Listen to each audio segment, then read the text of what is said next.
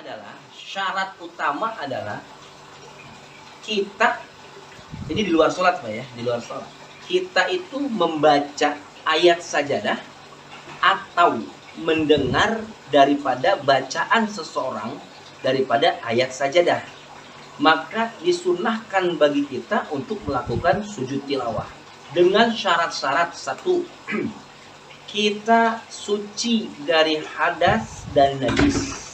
Itu satu syaratnya. Yang kedua, menghadap kiblat. Yang ketiga, bahwa kita tertutup aurat.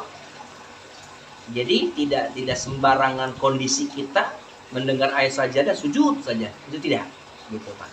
Jadi ada syarat-syarat tertentu yang memang tidak sembarangan, memang harus ada keterkaitan syarat-syarat itu, gitu ya. Nah, kemudian pelaksanaan daripada sujud tilawah ini tentunya juga ini penting kita ketahui. Yang pertama, bila di dalam sholat, kalau di dalam sholat itu imam membaca ayat sajadah, kemudian imam melakukan sujud tilawah, gitu Pak ya. Itu ketika posisi membaca surah itu kan dalam kondisi berdiri Pak. Maka ketika itu si imam bertakbir langsung sujud, gitu Pak. Jadi tidak lagi ruku, langsung sujud. Sujud dengan membaca bacaan khusus, bukan bacaan subhana rabbiyal a'la wa bihamdi, bukan. Nanti mungkin saya boleh bisa catat atau mungkin nanti diingat-ingat. Bacaan sujud tilawah itu sendiri berbeda dengan bacaan sujud pada umumnya. Sama dengan bacaan sujud sahwi berbeda, dengan sujud syukur berbeda, gitu ya. Dan berbeda juga dengan bacaan sujud sholat, gitu Pak. Di sini dikatakan bahwa kalimat bacaan tasbih ya, atau bacaan sujud tilawah, sajada wajhiya lillazi khalaqahu wa sawwarahu wa syaqqa sam'ahu wa basarahu bihaulihi wa quwwatihi fatabarakallahu ahsanal khaliqin. Itu dibaca di saat sujud tilawah. Dibaca cukup sekali. Setelah sujud kita membaca itu, langsung takbir dan melanjutkan bacaan berikutnya. Bila memang bacaan itu masih bersambung. Tapi bila memang bacaan itu sudah akhir seperti surah Al-Alaq, itu salah satunya adalah kalimat wasjud waqtarib, itu adalah ayat sajadah. Maka si imam ketika dia sujud tilawah, sudah membaca bacaan sujud tilawah, si imam bertakbir untuk bangun Pak. Cukup sekali sujudnya, berbeda dengan sujud kita sholat Pak ya. Ketika sudah walaupun di akhir ayat tadi wasjud waqtarib, tetap dia takbir kembali untuk ruku. Gitu Pak, keterangan yang masyhur. Di dalam kitab Inatus Tolibin ada. Nah, bila memang ada bacaan ayat sajadah tersebut masih bersambung dengan ayat, ketika bangun dari sujud, dia takbir, dia melanjutkan bacaan sisanya, gitu Pak. Baru dia takbir ruku, i'tidal, sujud seperti biasa. Seperti itu. Begitu juga pelaksanaan ketika kita di luar sholat. Di luar sholat kita ada takbir. Ada istilah takbiratul ihram. Sebagai ulama mengatakan demikian. Artinya sebelum takbiratul ihram ada niat Pak. Niat melaksanakan sujud tilawah, gitu. Karena innamal a'malu binniyat, gitu kan salah satunya. Jadi sebelum kita takbiratul ihram, baik ketika kita tadi wasjud waqtarib, Allahu akbar, kan langsung sujud Pak. Saat kita sebut Allahu Akbar dalam hati, ketika seiring kalimat Allahu Akbar niat sujud tilawah, gitu. Begitu juga di luar sholat. Sebelum dia takbir, dia membaca niat. Itu niat memang tidak khusus, artinya diucapkan, dilafalkan secara kayak seperti sholat usolli dan sebagainya. Kalau itu cukup niat dalam hati, niat saya melakukan sujud tilawah karena Allah. Nah, takbir itu di luar sholat tetap ada takbir. Sebagai ulama mengatakan itu sebagai takbir ihram. Sujud sebagaimana seperti tadi, tidak ada perbedaan dengan sujud di dalam sholat. Bacaan tidak ada perbedaan, cuma bedanya ketika sujud di luar, sujud tilawah dilakukan di luar sholat. Ketika sujud sekali dia baca sajada wajhiya lillazi khalaqahu wa sawwarahu wa syaqqa sam'ahu wa basarahu bihaulihi wa quwwatihi fatabarakallahu ahsanal khaliqin. Setelah dia sudah baca, dia duduk sebentar mengucap salam. Assalamualaikum warahmatullahi wabarakatuh. Tapi kalau di dalam sholat tidak boleh karena masih belum selesai sholatnya gitu. Itu perbedaan daripada sujud tilawah yang dilakukan di dalam sholat dan di luar sholat. Di sini ada satu riwayat hadis ya, riwayat Muslim dalam kitab Bulughul Maram. Bismillahirrahmanirrahim. Wa fi riwayatil Muslim, dan dalam riwayat Muslim, yukabbiru fi kulli sajdatin wa huwa jalisun wa yasjudun nas ma'ah makana ma nasya minal julus. Dan pada satu riwayat bagi Muslim, ia bertakbir pada tiap-tiap sujud sambil duduk. Nah, jadi intinya sebelum duduk itu ada takbir. Sebelum sujud kita takbir, setelah sujud takbir. Kalau di dalam sholat berarti takbir itu menandakan bangun, Pak. Bangun dari sujud gitu, Pak. Kalau di luar sholat, awal kita mulai mau niat sujud tilawah, kita niat sambil bertakbir beriringan gitu Pak ya. Karena dalam sholat pun yang bagus ketika takbir ihram hati berucap niat kan gitu. Ketika Allahu Akbar, niat saya melakukan sujud tilawah karena mau ya Allah, sujud sekali bacaannya tadi saya sampaikan. Setelah selesai Allahu Akbar, tetap ada takbir tanpa mengangkat tangan karena posisi lagi duduk Pak ya. Allahu Akbar sebentar tanpa membaca doa duduk di antara sujud. Ya. Kalau dalam sholat kan langsung bangun Pak. Kalau di luar sholat, dia duduk sebentar. Kenapa? Karena ada salam. Setelah duduk sebentar, tanpa membaca doa duduk di antara sujud, langsung ucap salam. Dan ini kita lakukan sunnah. Gitu Pak. Itu dalilnya. Dan ia sujud dan orang-orang sujud bersamanya, mengganti duduk at-tahiyat dan ia lupa itu. Artinya, ketika kita sujud tilawah, ini memang harus diberikan pemahaman secara umum kepada umat, dan imam pun semestinya harus ya kalau dia memang punya rencana untuk melakukan sujud tilawah, tentunya disampaikan sebelumnya gitu, agar nanti bagi orang yang awam bisa memahami. Walaupun mungkin barangnya sedikit di antara kita ya tidak ya sedikit yang hafal lah bacaan sujud tilawah gitu ya, tapi minimal dia tahu itu sujud tilawah. Tidak yang dia lakukan seorang makmum ketika memang sesuatu yang aneh kan biasa subhanallah Pak. Jangan sampai nanti ketika imam baca satu ayat kebetulan itu maknanya ayat sajadah, dia langsung Allahu Akbar langsung sujud. Pasti makmum yang nggak tahu subhanallah kan gitu Pak. Karena memang harusnya kan ruku kan gitu ibaratnya. Bisa juga pada ruku gitu. Iya gitu. Gitu Pak. Nah itu hal seperti ini memang harus harus disampaikan gitu Pak. Baik itu bagi seorang imam kepada makmum gitu ya.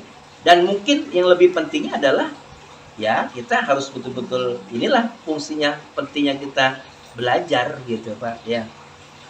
Adapun ke-15 surah yang tergolong dalam ayat sajadah yaitu surah ke-7 ayat 206. Bisa dilihat kalau yang ada Quran di itunya. Nah, membedakannya Pak, di Al-Quran itu ayat sajadah itu pasti di ujung itu ada kalimat sajadah. Atau ada akhir ayat itu ada gambar masjid. Ya, ada sajadah. Kalimatnya Bismillahirrahmanirrahim. Innal ladzina 'inda rabbika la yastakbiruna an ibadatihi wa yusabbihunahu wa lahu yasjudun. Itu. Berarti kalau memang seorang imam atau kita mendengar atau membaca dianjurkan, disunnahkan untuk melakukan sujud tilawah dengan Berarti syarat. pas akhir ini sujud. Iya, betul. Nah sekarang Pak Ustadz, kita membaca selembar dari awal sampai akhir itu imam itu.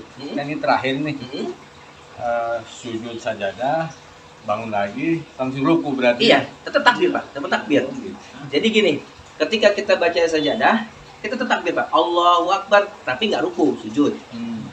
Allahu Akbar langsung bangun.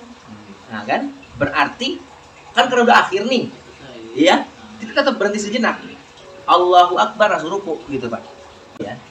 Ketika ada sesuatu yang memang tidak umum dalam pelaksanaan berjamaah, kayak ini misalnya terus sujud apa kata tadi kunut nazilah, sebaiknya mungkin barangkali tidak salah kalau diinformasikan. Artinya gini, sebelum kita niat para jamaah, berhubung kita ini kondisi bangsa, negara kita dan kaum muslimin saudara kita yang sedang begini, mari kita bersama doakan nanti di akhir sholat, di ruku terakhir, mari sama-sama kita membaca kunut nazilah. Saya rasa makmum akan ngerti. Terkadang maaf ya, ini terlupakan gitu oleh seorang imam. Ibaratnya imam itu komando Pak, ya kan? Kalau tidak ada instruksi seperti itu, yang dikhawatirkan tadi satu, bagi orang yang itu dia akan langsung sujud, kan gitu. Ketika ruku, sami Allahu liman hamidah, kan spontan pasti itu sujud, orang nggak biasa kan gitu nggak. Terus baca ini, nah itu kan juga akan menambah ini. Terus yang kedua, ini penting karena memang kalau memang sudah disampaikan oleh seorang imam sebelum pelaksanaan, sama dengan sujud tilawah Pak. Memang si imam ini berencana mau baca ayat sajadah dan dia mau melaksanakan sujud tilawah. Tapi ada juga Pak imam baca ayat sajadah tapi dia nggak melakukan. Dosa nggak? Tidak, karena sunnah gitu ya. Saya sering punya guru membaca surah Al-Alaq, hampir setiap akhir sholat isya'nya dia baca surah Al-Alaq, tapi nggak pernah melaksanakan sujud tilawah. Apa dia nggak ngerti? Ngerti Pak. Memang dia nggak melaksanakan gitu. Nah, artinya seorang imam kalau mau melaksanakan sujud tilawah, maka sebaiknya disampaikan sebelumnya kepada makmum bahwa nanti imam akan membaca ayat sajadah. Nanti kita melakukan sujud tilawah. Mohon para makmum atau jamaah untuk bisa mengikuti imam. Kan gitu. Maka ketika pelaksanaan itu pun terjadi seperti tadi, si makmum paham Pak. Gitu kan. Nggak ada yang bilang subhanallah. Atau mungkin dia langsung ruku gitu kan. Nah ini penting gitu. Karena sesuatu ini kan memang tidak umum. Gitu Pak. Kayak sujud sahwi contohnya misalnya, kalau sujud sahwi itu kan sujud yang dilakukan ketika bacaan sholat atau gerakan sholat salah gitu ya, maka dianjurkan untuk sujud sahwi. Nah itu pun bila memang si imam atau si jamaah atau si makmum yang tidak memahami, ketika habis tahiyat akhir harusnya salam kok sujud lagi gitu ya, karena kan sujud sahwi itu dilakukan sebelum salam. Tapi ada sebagian ulama mengatakan setelah salam itu boleh menurut saya. Karena memang sholat itu kan Pak rangkaian diawali dengan takbiratul ihram, diakhiri dengan salam. Artinya kalau sudah selesai salam bukan bagian dari sholat. Kan gitu. Sedangkan dia adalah sujud yang dilakukan ketika bacaan atau mungkin gerakan ketika kita lupa. Maka dilakukanlah sujud sahwi. Nah, ketika kita seorang imam sebelumnya menghimbau, menurut saya lebih bijaksana gitu ya. Itu satu tempat. Yang pertama di surah Al-A'raf tadi Pak ya. Al-A'raf ayat 206. Kemudian di surah 13. Di surah 13 ayatnya ayat 15. Kalimatnya Bismillahirrahmanirrahim. Walillahi yasjudu man fis samawati wal ard tau'aw wa karhaw wa zilaluhum bil buduwi wal asal. Itu dia. Dan di sini pun banyak para qori kayak Muammar Zeta itu baca surah ini Pak. Kalau kita simak beberapa cuplikan kasetnya itu, kalau kita dengar ada kalimatnya dia baca. Saya jumpai pernah ada seorang mendengar ayat ini sujud di luar sholat. Dia mendengar, tapi sujudnya justru disitulah pemahaman yang harus diberikan pengetahuan. Dia tahu hafal ayat ini tentang sujud, maka dia lakukan sujud tilawah. Tapi sangat disayangkan dia tidak punya wudhu. nggak sah juga ya. Nggak sah. Makanya baik di dalam sholat dan di luar sholat harus punya wudhu, harus bersih dari hadas kecil dan besar. Tertutup aurat, menghadap kiblat, jadi nggak sembarangan. Dan perintah ini kan kenapa sunnah? Karena memang tidak jarang ketika kita melintas mendengar bacaan, kalau mengsuruhnya wajib pak, repot pak. Kita kadang posisi lagi di jalan, gitu kan, atau posisi kita nggak punya wudhu, gitu, atau kita sedang tidak aurat tidak tertutup misalnya, makanya ada syarat tertentu. Yang ketiga surah 16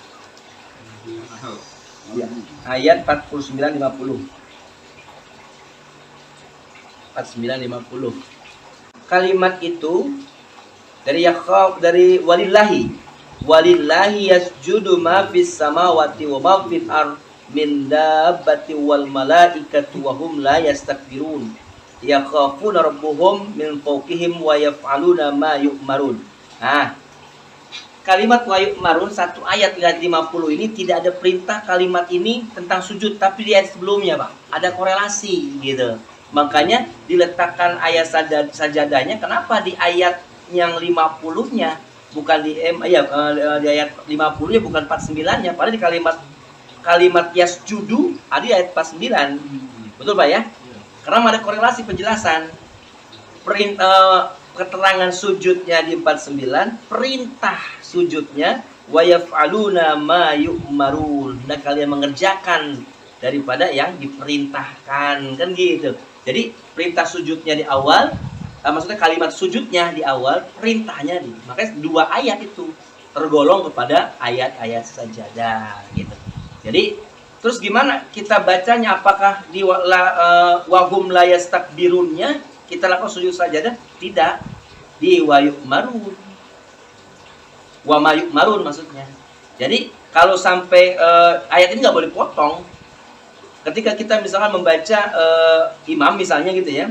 Walillahi yasjudu ma fis samawati wa ma fil ardi min dabbatin wal malaikatu wa hum la yastakbirun. Langsung Allahu Akbar sujud tilawah. Belum, Pak.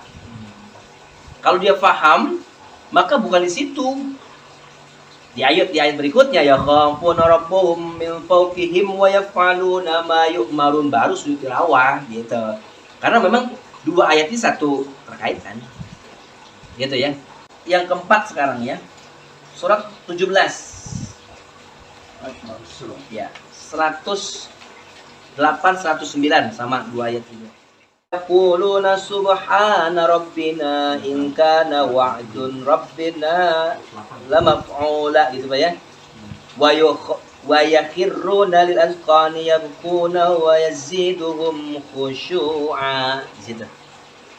Kalimat di sini ada. Kalau kita melihat daripada makna 107 sampai dengan 109 ini, katakanlah Muhammad, berimanlah kamu kepadanya Al-Quran atau tidak usah beriman, sama saja bagi Allah.